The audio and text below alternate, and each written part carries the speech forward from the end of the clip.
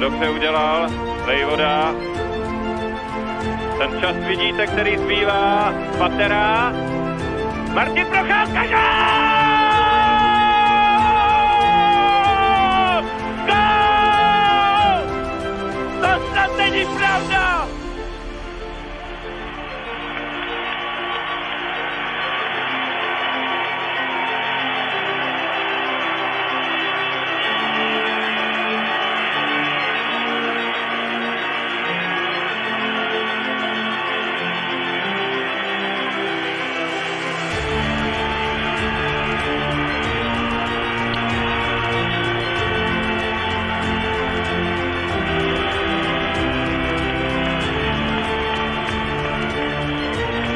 Dotkli jsme se hokejového nebe. Martin Procházka prostřelil Curtise Josefa.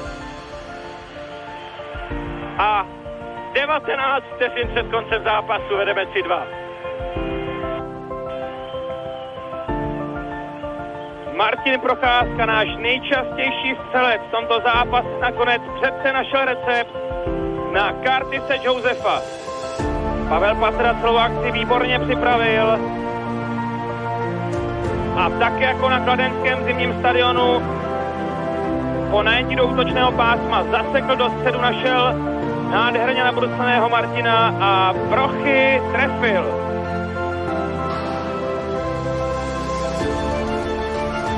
Svoboda. Gól! Je to tam! Je to tam! Takhle napřáhl. Byla to rána z kanónu. A podívejte se, jak reagoval Dominik Hašek. Teď to bude hodně na něm, ale první slovo jsme řekli mi, a to je velmi důležité. 1-0. Vojčík, Hlaváč, Bekend, gól!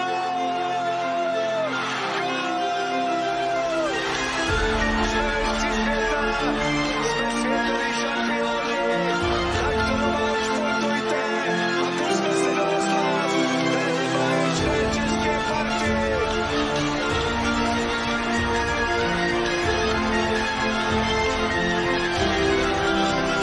Je to tady, druhé zlato české historie je tady. 16:32 svítí na hodinách, Okonol. Český hokej je zase nejlepší na světě. Výborný. Dopyta, je tam volný Tomajko! Gól!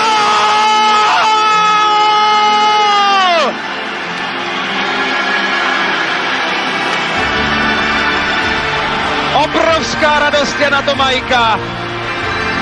Jeho první gól na mistrovství světa. Jane, díky za tu pojistku.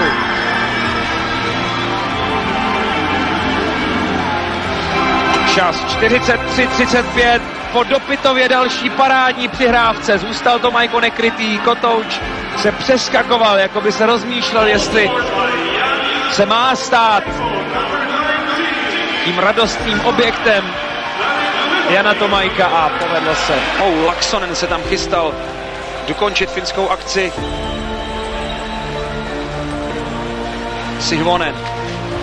Patera ho zastavila, můžeme jít dopředu ve třech. Moravec, David Moravec. Gól!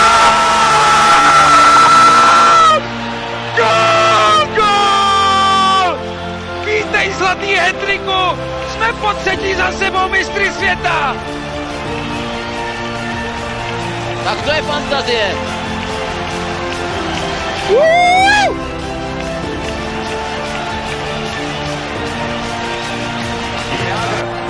Povíždí se proti Surimu. Stále Jágr bude se vylučovat. Šance, jednička, gól! Václav Prospal otevírá skóre. Čas 4:13. A teď budou mít problémy. Rakunek. Vybrantuje Rolinek. Gól! Kotouč od Krolíkových prustí odráží. Rozhodčí si půjde zatelefonovat. Ale neviděl jsem tam úmyslné kopnutí. Tohle bude platit, tohle bude platit.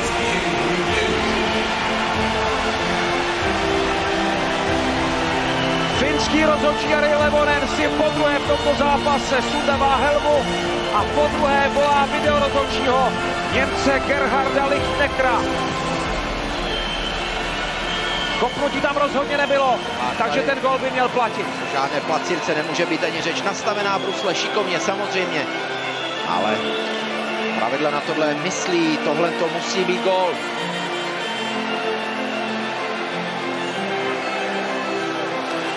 Ale definitivní soud, jestli rozhodčí Tomáš Rolinek jako kapitán sám čeká a ta porada byla hodně rychlá.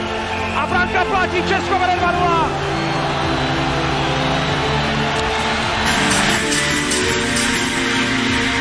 Elčit proti Zachovi, Zacha vyhrál Bulik. Hájek, Kundrátek, dává pas.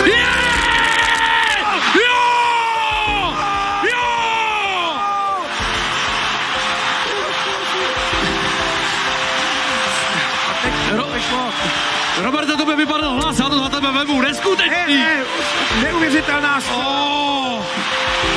přesně takovou, jakou milujeme u Davida Pastrňáka.